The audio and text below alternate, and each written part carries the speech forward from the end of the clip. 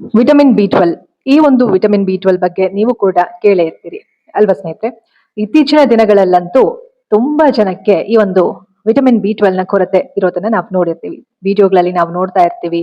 ನಮ್ಮ ಸುತ್ತಮುತ್ತ ಇರುವಂತವ್ರಿಗೆ ಈ ಒಂದು ವಿಟಮಿನ್ ಬಿ 12 ಕಮ್ಮಿ ಆಗಿರೋದನ್ನ ನೋಡಿರ್ತೀವಿ, ಅಥವಾ ನಮ್ಮಲ್ಲೇ ಯಾರಿಗಾದ್ರೂ ವಿಟಮಿನ್ ಬಿ 12 ಕಮ್ಮಿ ಆಗಿರ್ಬೋದು ಅಲ್ವಾ ಸ್ನೇಹಿತರೆ. ಸೊ ಯಾಕೆ ಈ ಒಂದು ವಿಟಮಿನ್ ಬಿ 12 ಕಮ್ಮಿ ಆಗುತ್ತೆ, ಜೊತೆಗೆ ಈ ಒಂದು ನಾನ್ ವೆಜಿಟೇರಿಯನ್ ಅಂದ್ರೆ ಮಾಂಸಾಹಾರಿ ವ್ಯಕ್ತಿಗಳು ಅಥವಾ ಮಾಂಸಾಹಾರ ತಿನ್ನುವಂತವರು ಸೇವಿಸುವಂತವ್ರಿಗೆ ಮಾತ್ರ ವಿಟಮಿನ್ ಬಿ 12 ಇರುತ್ತಾ, ಅಥವಾ ಅದ್ರ ಜೊತೆಗೆ ಈ ಒಂದು ಸಸ್ಯಾಹಾರ ತಗೊಳ್ಳುವಂತವ್ರಿಗೆ ವಿಟಮಿನ್ ಬಿ 12 ಕಮ್ಮಿ ಆಗುತ್ತಾ, ನಾನ್ ವೆಜಿಟೇರಿಯನ್ಸ್ಗೆ ವಿಟಮಿನ್ ಬಿ 12 ಕೊರತೆ ಬರೋದೇ ಇಲ್ವಾ? ಈ ರೀತಿ ಸಾಕಷ್ಟು ಪ್ರಶ್ನೆಗಳು ನಮ್ಮನ್ನ ಕಾಡ್ತಾ ಇರುತ್ತೆ. ಸೊ ಇದ್ರ ಬಗ್ಗೆ ನಾವು ಸರಳವಾಗಿ ಕೆಲವೊಂದಷ್ಟು ವಿಚಾರಗಳನ್ನ ತಿಳ್ಕೊಳ್ಳುವಂತಹ ಪ್ರಯತ್ನವನ್ನ ಇವತ್ತು ನಾವು ಮಾಡ್ತಾ ಹೋಗೋಣ. Welcome back to my YouTube channel. ನೀವು ನೋಡ್ತಾ ಇರಾ positive vibes Karnataka YouTube channel. ನಾನು ನಿಮ್ಮ Chaitra, counselling psychologist and narcissism recovery coach.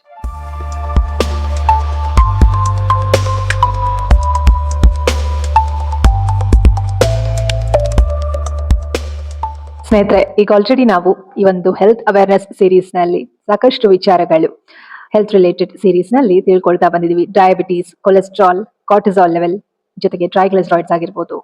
ಯಾವ ರೀತಿ ಈ ಒಂದು ಡಯಾಬಿಟೀಸ್ ಇರೋರ್ಗೆ ಏನು ಕೊಲೆಸ್ಟ್ರಾಲ್ ಸಮಸ್ಯೆ ಎದುರಾಗುತ್ತೆ, ಜೊತೆಗೆ ಈ ಒಂದು ಗ್ಲೈಸಮಿಕ್ ಇಂಡೆಕ್ಸ್ ಅಂದ್ರೆ ಏನು, ಗ್ಲೈಸಮಿಕ್ ಲೋಡ್ ಅಂದ್ರೆ ಏನು, ಈ ರೀತಿ ನಾನಾ ರೀತಿಯ ಒಂದು ಸಮಸ್ಯೆಗಳ ಬಗ್ಗೆ, ವಿಚಾರಗಳ ಬಗ್ಗೆ ನಾವು ಈ ಒಂದು ಹೆಲ್ತ್ ಅವೇರ್ನೆಸ್ ಸೀರೀಸ್ ನಲ್ಲಿ ತಿಳ್ಕೊಂಡಿದ್ವಿ. ಜೊತೆಗೆ ನಾರ್ಸಿಸಿಸಮ್ ರಿಕವರಿ ಅಂದ್ರೆ ಒಂದು ಟಾಕ್ಸಿಕ್ ರಿಲೇಶನ್ಶಿಪ್ ಗಳ ಬಗ್ಗೆ ಆಗಿರ್ಬೋದು, ಯಾವ ರೀತಿ ಈ ಒಂದು ಸ್ಟ್ರೆಸ್ ಮ್ಯಾನೇಜ್ಮೆಂಟ್ ಮಾಡ್ಕೊಳ್ಬಹುದು ಅನ್ನೋದನ್ನ ನಾವು ನಾರ್ಸಿಸಮ್ ರಿಕವರಿ ಸೀರೀಸ್ ನಲ್ಲಿ ನೋಡ್ತಾ ಬಂದಿದೀವಿ. ಇನ್ನು ನಮ್ಮ ಒಂದು ಸ್ಪಿರಿಚುವಲ್ ಅವೇರ್ನೆಸ್ ನಲ್ಲಿ ಸೋಲ್ ಅಂದ್ರೆ ಏನು, ಆತ್ಮ ಅಂದ್ರೆ ಏನು, ಇನ್ನರ್ ಅವೇರ್ನೆಸ್ ಅಂದ್ರೆ ಏನು, ಅರಿವು ಅಂದ್ರೆ ಏನು, ನಮ್ಮ ಬಗ್ಗೆ ನಾವು ಅರಿತುಕೊಳ್ಳೋದು ಯಾವ ರೀತಿ ಅನ್ನುವಂತಹ ವಿಚಾರಗಳನ್ನ ತಿಳ್ಕೊಳ್ತಾ ಬಂದಿದೀವಿ. ಸೊ ನೀವೇನಾದ್ರು ಫಸ್ಟ್ ಟೈಮ್ ನನ್ನ ಚಾನಲ್ ನೋಡ್ತಾ ಇದ್ರೆ ಪಾಸಿಟಿವ್ ವೆಬ್ಸ್ ಕರ್ನಾಟಕ ಚಾನಲ್ಗೆ ಸಬ್ಸ್ಕ್ರೈಬ್ ಮಾಡಿಕೊಂಡು ಬೆಲ್ ಐಕಾನ್ ಒತ್ತಿ. ನಾನು ಯಾವುದೇ ವಿಡಿಯೋ ಹಾಕಿದ್ರು ಕೂಡ ನಿಮಗೆ ನೋಟಿಫಿಕೇಶನ್ ಬರುತ್ತೆ. ಈ ಎಲ್ಲ ಒಂದು ಉಪಯುಕ್ತವಾದಂತಹ ವಿಚಾರಗಳನ್ನ ತಿಳ್ಕೊಂಡು ಅದರ ಒಂದು ಪ್ರಯೋಜನವನ್ನ ನೀವು ಕೂಡ ಪಡ್ಕೊಳ್ಳಿ.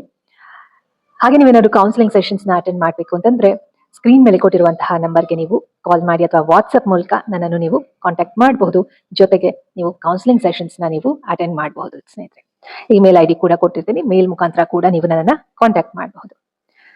ಸೊ ಇಷ್ಟನ್ನ ಹೇಳ್ತಾ ಇವತ್ತಿನ ಒಂದು ಟಾಪಿಕ್ ನ ತಡ ಮಾಡ್ದಿರಾ ಶುರು ಮಾಡೋಣ ಬನ್ನಿ. ಸೊ ನಾ ಮೊದಲೇ ಹೇಳ್ದಾಗೆ ಈ ಒಂದು ವಿಟಮಿನ್ ಬಿ 12 ನ ಕೊರತೆ ನಮ್ಮೆಲ್ಲರೂ ಕಾಡ್ತಾ ಇದೆ. ಯಾಕೆ ಈ ಒಂದು ವಿಟಮಿನ್ ಬಿ 12 ನ ಕೊರತೆ ಬರುತ್ತೆ ಅಂತ ನಾವು ನೋಡೋದಾದ್ರೆ, ವಿಟಮಿನ್ ಬಿ 12 ನಮ್ಮ ನರಮಂಡಲ, ರಕ್ತಗಳ ನಿರ್ಮಾಣ ಮತ್ತು ಒಟ್ಟಾರೆ ಆರೋಗ್ಯದ ಪ್ರಮುಖವಾದ ಪೋಷಕಾಂಶವಾಗಿದೆ. ಅಂದ್ರೆ ನಮ್ಮ ಒಂದು ರೆಡ್ ಬ್ಲಡ್ ಸೆಲ್ಸ್ ನಿರ್ಮಾಣ ಆಗೋದಕ್ಕೆ, ಜೊತೆಗೆ ನಮ್ಮ ಒಂದು ನರಮಂಡಲಗಳು, ನಮ್ಮ ನರ್ವಸ್ ಸಿಸ್ಟಮ್ ಚೆನ್ನಾಗಿ ಕೆಲಸ ಮಾಡೋದಕ್ಕೆ ಈ ಒಂದು ವಿಟಮಿನ್ ಬಿ 12 ಅನ್ನೋದು ತುಂಬಾನೇ ಅವಶ್ಯಕತೆ ಇದೆ. ಒಟ್ಟಾರೆಯಾಗಿ ಹೇಳ್ಬೇಕು ಅಂತಂದ್ರೆ, ಒಂದು ಒಳ್ಳೆಯ ಪೌಷ್ಟಿಕಾಂಶ ನಮಗೆ ಸಿಗ್ಬೇಕು ಅಂತಂದ್ರೆ ಈ ಒಂದು ವಿಟಮಿನ್ ಬಿ 12 ನ ಪಾತ್ರ ತುಂಬಾನೇ ಇದೆ, ತುಂಬಾನೇ ದೊಡ್ಡ ಪಾತ್ರ ಇದೆ ಅಂತಾನೆ ನಾವು ಹೇಳ್ಬಹುದು. ದೇಹ ಮತ್ತು ಮನಸ್ಸಿನ ಆರೋಗ್ಯ ಇದು ಮುಖ್ಯ ಪಾತ್ರ ವಹಿಸುತ್ತದೆ. ಅಂದ್ರೆ ದೇಹ ಮತ್ತು ಮನಸ್ಸಿನ ಆರೋಗ್ಯಕ್ಕೂ ಕೂಡ ಈ ಒಂದು ವಿಟಮಿನ್ ಬಿ 12 ಮುಖ್ಯವಾದ ಒಂದು ಪಾತ್ರ ವಹಿಸುತ್ತೆ. ಹಾಗಾಗಿ ಇವತ್ತಿನ ವಿಡಿಯೋ ತುಂಬಾನೇ ಸ್ಪೆಷಲ್ ಅಂತ ಹೇಳ್ಬಹುದು. ಯಾಕಂತಂದ್ರೆ ನಾನಿಲ್ಲಿ ಮನಸ್ಸು, ದೇಹ, ಆತ್ಮದ ಚೇತರಿಕೆ ಅಂದ್ರೆ ಮೈಂಡ್, ಬಾಡಿ, ಸೋಲ್ ಹೀಲಿಂಗ್ ಈ ಒಂದು ದೃಷ್ಟಿಕೋನದಲ್ಲಿ ವಿಡಿಯೋಸ್ ಗಳನ್ನ ಮಾಡ್ತಾ ಬರ್ತಾ ಇದೀನಿ. ಹಾಗಾಗಿ ನಮ್ಮ ಒಂದು ಮೂಡ್ ಸ್ವಿಂಗ್ಸ್ ಆಗುವಂತದ್ದು, ಮಾನಸಿಕ ಒತ್ತಡ, ಇದೆಲ್ಲವೂ ಕೂಡ ನಮ್ಮ ದೈಹಿಕ ಆರೋಗ್ಯದ ಮೇಲೂ ಕೂಡ ಪರಿಣಾಮ ಬೀರುತ್ತೆ, ಎಫೆಕ್ಟ್ ಆಗುತ್ತೆ.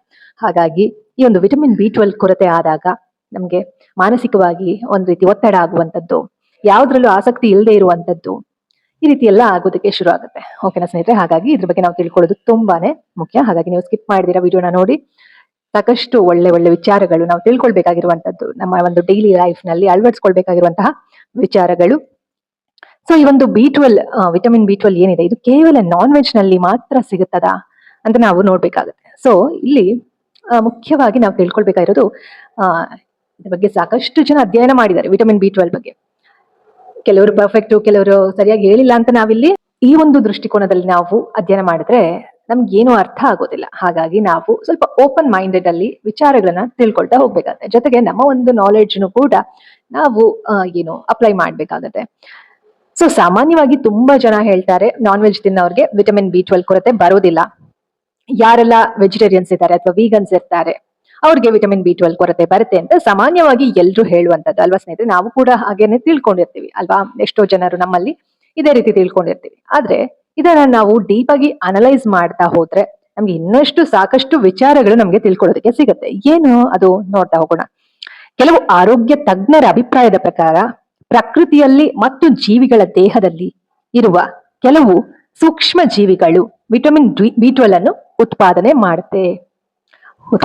ಜೊತೆಗೆ ಈ ಒಂದು ವಿಟಮಿನ್ ಬಿ12 ಉತ್ಪಾದನೆ ಆಗೋದಕ್ಕೆ ಈ ಒಂದು ಸೂಕ್ಷ್ಮ ಜೀವಿಗಳು ಮುಖ್ಯ ಪಾತ್ರವನ್ನ ವಹಿಸುತ್ತೆ ಅಂತ ಕೆಲವು ತಜ್ಞರು ಹೇಳಿದ್ದಾರೆ ಇದ್ರ ಬಗ್ಗೆ ಅಲ್ವಾ. ಆಸ್ ಅ ಕೌನ್ಸಿಲಿಂಗ್ ಸೈಕಾಲಜಿಸ್ಟ್ ನಾನು ಇಲ್ಲಿ ಅಧ್ಯಯನ ಮಾಡಿ ನಿಮ್ಗೆ ವಿಚಾರಗಳನ್ನ ಹೇಳ್ತಾ ಇರ್ತೀನಿ. ಪ್ರತಿಯೊಂದು ವಿಡಿಯೋನಲ್ಲೂ ನಿಮ್ಗೆ ಹೇಳ್ತಾ ಬರ್ತಾ ಇದ್ದೀನಿ. ಯಾಕಂದ್ರೆ ನಾನು ಏನು ವಿಚಾರಗಳನ್ನ ತಿಳಿಸ್ತಾ ಇರ್ತೀನಿ ಮಾನಸಿಕ ಆರೋಗ್ಯದ ಬಗ್ಗೆ, ಸೈಕಾಲಜಿ ರಿಲೇಟೆಡ್ ವಿಷಯಗಳ ಬಗ್ಗೆ ತಿಳಿಸ್ತಾ ಇರುವಾಗ ದೈಹಿಕ ಆರೋಗ್ಯ ಕೂಡ ತುಂಬಾ ಇಂಪಾರ್ಟೆಂಟ್. ಯಾಕಂದ್ರೆ ದೈಹಿಕ ಆರೋಗ್ಯ ಚೆನ್ನಾಗಿತ್ತು ಅಂದ್ರೆ ಮಾನಸಿಕ ಆರೋಗ್ಯ ಕೂಡ ತುಂಬಾ ಚೆನ್ನಾಗಿರುತ್ತೆ ಅಲ್ವಾ. ಮಾನಸಿಕ ಆರೋಗ್ಯ ಚೆನ್ನಾಗಿತ್ತು ಅಂದ್ರೆ ದೈಹಿಕ ಆರೋಗ್ಯ ಚೆನ್ನಾಗಿರುತ್ತೆ. ಹಾಗಾಗಿ ನಾವು ಏನು ಬರೀ ಡಾಕ್ಟರ್ಗಳೇ ಈ ವಿಚಾರಗಳನ್ನೆಲ್ಲ ತಿಳ್ಕೊಂಡಿರ್ಬೇಕು ಅಂತ ಏನೂ ಇಲ್ಲ.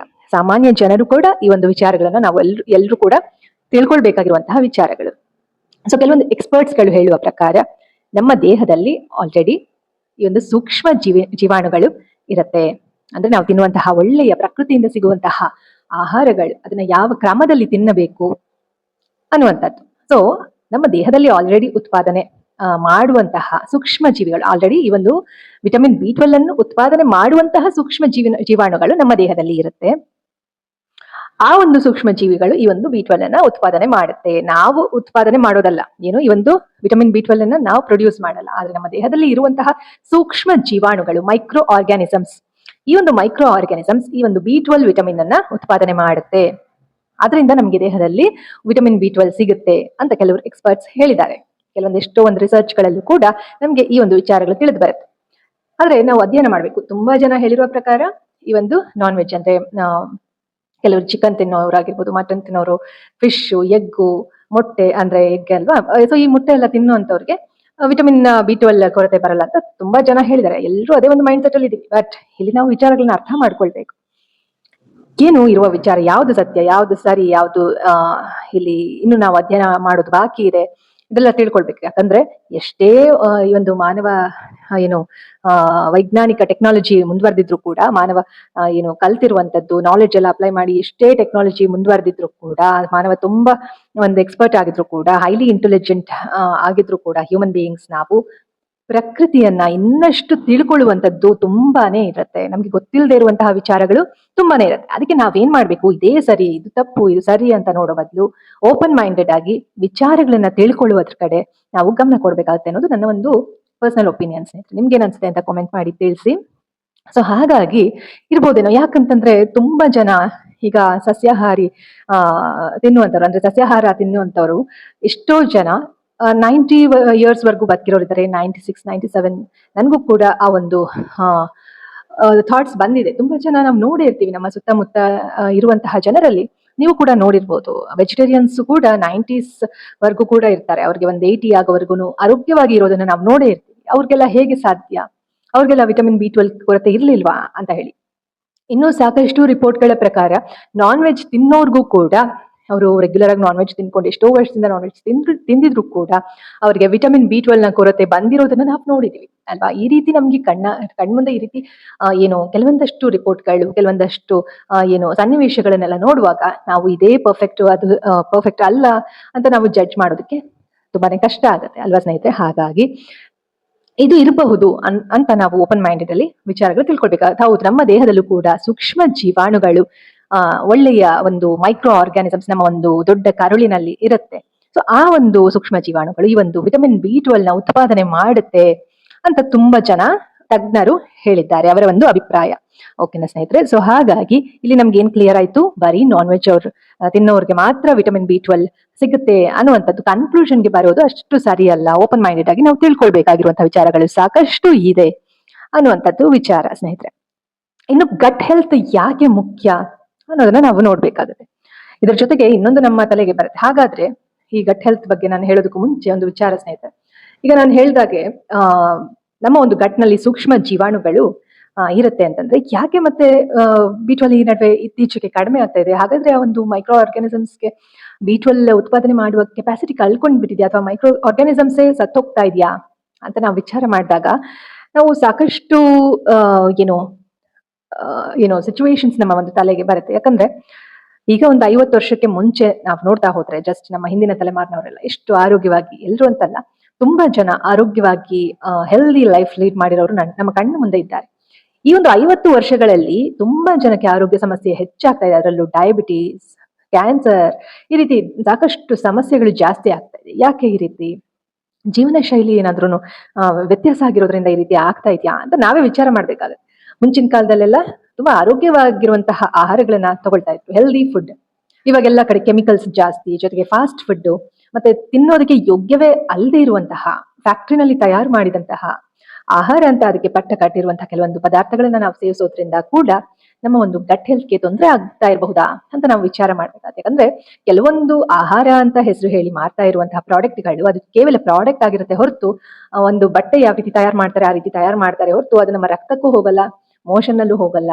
ಅಂತಹ ಒಂದು ಪ್ರಾಡಕ್ಟ್ಗಳು ನಮ್ಮ ಒಂದು ಫ್ಯಾಟಿ ಲಿವರ್ ಆಗಿ ಕನ್ವರ್ಟ್ ಆಗುತ್ತೆ. ಫ್ಯಾಟಿ ಲಿವರ್ ನಲ್ಲಿ ಅಂತಹ ಪ್ರಾಡಕ್ಟ್ಗಳು ಕೂತು ಫ್ಯಾಟಿ ಲಿವರ್ ಆಗುತ್ತೆ ಅಲ್ವಾ. ಅದೇ ರೀತಿ ವಿಸರಲ್ ಫ್ಯಾಟ್ ಕೂಡ ಜಾಸ್ತಿ ಆಗ್ತಾ ಇರುತ್ತೆ. ಹಾಗಂತ ಹೇಳಿ ಆರೋಗ್ಯವಾಗಿ ಎಲ್ಲಾ ಏನು ಜಂಕ್ ಫುಡ್ ತಿಂದೇ ಇರೋರ್ಗೂ ಕೂಡ, ಆರೋಗ್ಯವಾದ ಆಹಾರ ತಿನ್ನೋರ್ಗೂ ಕೂಡ ಈ ಒಂದು ಫ್ಯಾಟಿ ಲಿವರ್ ಬರುತ್ತೆ. ಅದಕ್ಕೆ ಬೇರೆ ಕಾರಣಗಳಿರುತ್ತೆ. ಯಾಕಂದ್ರೆ ಹೆಚ್ಚು ಕಾರ್ಬೋಹೈಡ್ರೇಟ್ಸ್ ತಗೊಳ್ಳುವಂಥದ್ದು, ಪ್ರೋಟೀನ್ ಎಷ್ಟು ಬೇಕೋ ಅಷ್ಟು ತಗೊಳ್ದೇ ಇರುವಂಥದ್ದು, ಒಳ್ಳೆಯ ಫ್ಯಾಟ್ಸ್ ತಗೊಳ್ದೇ ಇರುವಂಥದ್ದು, ಒಳ್ಳೆಯ ಫೈಬರ್ ತಗೊಳ್ದೇ ಇರುವಂಥದ್ದು, ಇದು ಕೂಡ ಕಾರಣ ಆಗುತ್ತೆ ಅಲ್ವಾ. ಬರೀ ಅಕ್ಕಿ ಗೋಧಿ ಉಪಯೋಗಿಸ್ತಾ ಇರೋರ್ಗೂ ಕೂಡ ವಿಸರಲ್ ಫ್ಯಾಟ್ ಅನ್ನೋದು ಬರುತ್ತೆ.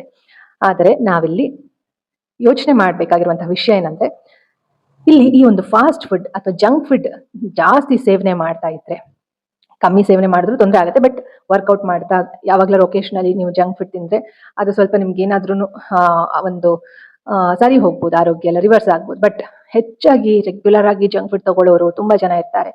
ಸೊ ಅಂತವ್ರಿಗೆ ಫ್ಯಾಟಿ ಲಿವರ್ ಅನ್ನೋದು ಹೆಚ್ಚಾಗ್ತಾ ಇದೆ, ಬೇರೆ ಬೇರೆ ಸಮಸ್ಯೆಗಳು ಹೆಚ್ಚಾಗ್ತಾ ಇದೆ. ಅದು ರಿವರ್ಸ್ ಮಾಡ್ಕೊಳ್ಳೋದು ಕೂಡ ತುಂಬಾ ಕಷ್ಟ ಆಗ್ತಾ ಇದೆ. ಅಂತಹ ಸಮಯದಲ್ಲಿ ಈ ಒಂದು ವಿಟಮಿನ್ B12 ಕೊರತೆ ಕೂಡ ಕಾಣಿಸ್ಕೊಳ್ತಾ ಇದೆ.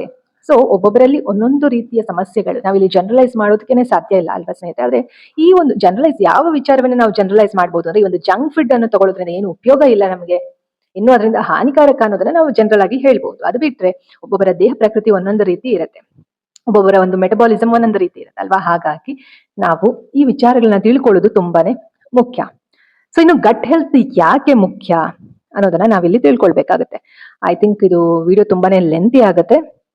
ಸೊ ಇವಾಗ ನಾವು ವಿಟಮಿನ್ B12 ಬಗ್ಗೆ ಸೂಕ್ಷ್ಮವಾಗಿ ಕೆಲವೊಂದಷ್ಟು ವಿಚಾರಗಳನ್ನ ತಿಳ್ಕೊಂಡಿದೀವಿ. ಸೊ ನೀವು ಕೂಡ ಈ ಒಂದು ವಿಷಯಗಳನ್ನ ಇನ್ನೂ ಕೂಡ ಅಧ್ಯಯನ ಮಾಡೋದು ತುಂಬಾನೇ ಇಂಪಾರ್ಟೆಂಟ್ ಅಂತ ಹೇಳ್ಬೋದು. ಯಾಕಂದ್ರೆ ನಮ್ಮ ಜೀವನ ಶೈಲಿ ಯಾವ ರೀತಿ ಇರುತ್ತೆ ಅದ್ರ ಮೇಲೆ ನಮ್ಮ ಆರೋಗ್ಯ ಡಿಪೆಂಡ್ ಆಗಿರುತ್ತೆ. ಗಟ್ ಹೆಲ್ತ್ ಯಾವ ರೀತಿ ಕಾಪಾಡ್ಕೊಳ್ಬೇಕು ಅನ್ನೋದು ತುಂಬಾ ಮುಖ್ಯ. ಜೊತೆಗೆ ಪ್ರೋಬಯೋಟಿಕ್ಸ್ ಫುಡ್ಗಳು ಎಷ್ಟು ಮುಖ್ಯ ಅನ್ನೋದನ್ನ ತಿಳ್ಕೊಳ್ಬೇಕು. ಜೊತೆಗೆ ಸಿರಿಧಾನ್ಯಗಳು ಎಷ್ಟು ಮುಖ್ಯ ಅನ್ನೋದನ್ನ ತಿಳ್ಕೊಳ್ಬೇಕು. ಈ ಒಂದು ಸಿರಿಧಾನ್ಯಕ್ಕೂ ನಮ್ಮ ಒಂದು ಮೈಕ್ರೋ ಆರ್ಗಾನಿಸಮ್ಸ್ ಅಂದ್ರೆ ಗುಡ್ ಮೈಕ್ರೋಬ್ಸ್ ಅಂದ್ರೆ ಒಳ್ಳೆಯ ಸೂಕ್ಷ್ಮ ಜೀವಾಣುಗಳಿಗೂ ಈ ಒಂದು ಸಿರಿಧಾನ್ಯಕ್ಕೂ ತುಂಬಾನೇ ಒಂದು ರೀತಿ ಕನೆಕ್ಷನ್ ಇದೆ. ಅದ್ರ ಬಗ್ಗೆ ಕೂಡ ನಾವು ತಿಳ್ಕೊಳ್ಬೇಕು. ಜೊತೆಗೆ ಆರೋಗ್ಯಕರ ಗಟ್ ಯಾಕೆ ಬೇಕು, ಹೇಗೆ ನಾವು ಆರೋಗ್ಯವಾಗಿ ಇಟ್ಕೊಳ್ಳೋದು ನಮ್ಮ ಗಟ್ಟನ ಅಂತ ತಿಳ್ಕೊಳ್ಬೇಕು. ಜೊತೆಗೆ ವೆಜಿಟೇರಿಯನ್ ಆಗಿರೋದು ಸಮಸ್ಯೆನ ಅಂತ ಇನ್ನೂ ಸ್ವಲ್ಪ ಡೀಟೇಲ್ ಆಗಿ ನಾವು ತಿಳ್ಕೊಳ್ತಾ ಹೋಗೋಣ. ಆರೋಗ್ಯಕರ ಅಭ್ಯಾಸಗಳನ್ನ ಯಾವ ರೀತಿ ಇಟ್ಕೊಳ್ಬೇಕು, ಈ ಎಲ್ಲ ವಿಚಾರಗಳನ್ನ ನಾವು ಮುಂಬರುವ ವಿಡಿಯೋಗಳಲ್ಲಿ ತಿಳ್ಕೊಳ್ತಾ ಹೋಗೋಣ. ಇದು ತುಂಬಾನೇ ಲೆಂತಿ ಆಗುತ್ತೆ. ಸೊ ನಿಮ್ಗೆ ಇವಾಗ ಒಂದು ರೀತಿ ಕ್ವೆಶ್ಚನ್ ಮಾರ್ಕ್ ಅಲ್ವಾ ಸ್ನೇಹಿತರೆ. ಇನ್ನು ಅಂದ್ರೆ ನಾವು ಓಪನ್ ಮೈಂಡೆಡ್ ಆಗಿ ಇಟ್ಕೊಳ್ಬೇಕು. ಈ ಒಂದು ವಿಡಿಯೋ ಇಂದ ನಾನ್ ವೆಜ್ ತಿನ್ನೋರ್ಗೆ ಮಾತ್ರ ಈ ಒಂದು ವಿಟಮಿನ್ B12 ಇರುತ್ತೆ, ವೆಜಿಟೇರಿಯನ್ ತಿನ್ನೋರ್ಗೆ ಮಾತ್ರ ವಿಟಮಿನ್ B12 ಕೊರತೆ ಆಗುತ್ತೆ ಅನ್ನೋದು ಯಾಕೋ ಸರಿಯಾದ ಒಂದು ಕನ್ಕ್ಲೂಷನ್ ಅಲ್ಲ ಅಂತ ಈ ಒಂದು ವಿಡಿಯೋ ಇಂದ ನಾವು ತಿಳ್ಕೊಂಡಂಗ ಆಯ್ತಲ್ವಾ ಸ್ನೇಹಿತರೆ. ನಿಮ್ಗೆ ಏನ್ ಅನ್ಸುತ್ತೆ ಕಾಮೆಂಟ್ ಮೂಲಕ ಕಾಮೆಂಟ್ ಮಾಡಿ ಅಂತ ಹೇಳಿದ್ರೆ ಈ ಒಂದು ವಿಡಿಯೋನ ಇಲ್ಲಿ ಮುಗಿಸ್ತಾ ಇದೀನಿ. ಸೊ ನೀವು ಫಸ್ಟ್ ಟೈಮ್ ನನ್ನ ಚಾನಲ್ ನೋಡ್ತಾ ಇದ್ರೆ ದಯವಿಟ್ಟು ಸಬ್ಸ್ಕ್ರೈಬ್ ಮಾಡ್ಕೊಂಡು ಚಾನಲ್ಗೆ ಬೆಲ್ ಐಕಾನ್ ಒತ್ತಿ ವಿಡಿಯೋಸ್ಗಳನ್ನ ನೋಡ್ತಾ ಬನ್ನಿ. ಪ್ಲೇಲಿಸ್ಟ್ಗೆ ಹೋಗ್ಬಿಟ್ಟು ಈ ಒಂದು ನಾರ್ಸಿಸಮ್ ರಿಕವರಿ ಮತ್ತೆ ಜೊತೆಗೆ ಈ ಒಂದು ಹೆಲ್ತ್ ಅವೇರ್ನೆಸ್ ಜೊತೆಗೆ ಸ್ಪಿರಿಚುವಲ್ ಅವೇರ್ನೆಸ್ ರಿಲೇಟೆಡ್ ವಿಡಿಯೋಸ್ಗಳನ್ನ ನೋಡಿ ಸಾಕಷ್ಟು ವಿಚಾರಗಳನ್ನ ತಿಳ್ಕೊಳ್ಳುವಂತದ್ದು ಇರುತ್ತೆ. ವ್ಲಾಗ್ಸ್ ಎಲ್ಲ ಇರೋದನ್ನ ಅವಾಯ್ಡ್ ಮಾಡಿ. It's not necessary for you. ಏನು ನಿಮ್ಗೆ ಏನು ಅವಶ್ಯಕತೆ ಇದೆ, ನಿಮ್ಮ ಒಂದು ಏಳಿಗೆಗೆ ಏನು ವಿಚಾರಗಳು ತಿಳ್ಕೊಳ್ಬೇಕಾದ್ರೆ ನೋಡ್ತಾ ಹೋಗಿ. ನೀವು ಕಮೆಂಟ್ ಮಾಡೋದ್ರಿಂದ ನನಗೂ ಕೂಡ ಸಾಕಷ್ಟು ವಿಚಾರಗಳನ್ನ ತಿಳ್ಕೊಂಡಂಗಾಗತ್ತೆ. So feel free to comment ಅಂತ ಹೇಳ್ತಾ ಈ ಒಂದು ವಿಡಿಯೋ ಮುಗಿಸ್ತಾ ಇದೀನಿ. ಸೊ ಮುಂದಿನ ವಿಡಿಯೋ ಮತ್ತೆ ಭೇಟಿ ಆಗೋಣ. Awareness is the beginning of your healing journey. Take care of your mind, body and soul and your heart. Be kind to your mind, body and soul. ಓಕೆನಾ, ಮುಂದಿನ ವಿಡಿಯೋ ಮತ್ತೆ ಭೇಟಿ ಆಗೋಣ. ಅಲ್ಲಿವರೆಗೂ think positive, B on optimist, life is beautiful and make the most of it. ಎಲ್ಲರಿಗೂ ಶುಭವಾಗಲಿ. ಧನ್ಯವಾದಗಳು.